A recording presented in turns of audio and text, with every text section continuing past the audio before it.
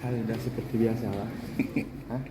Syedaralun, sebanyak 270 calon panitia pemilihan kecamatan atau PPK KIP Biren yang lulus ujian tulis sistem CAT beberapa hari lalu di Muslim pada Sabtu 11 Mei 2024 mengikuti seleksi wawancara di kantor KIP Biren, Desa Payalipah, Pesangan Biren.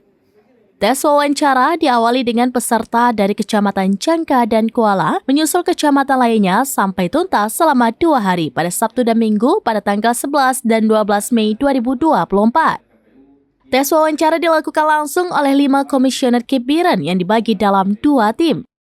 Ketua tim Biren Saiful Hadi didampingi anggota KIP Darmawan mengatakan seleksi wawancara dilaksanakan selama 2 hari.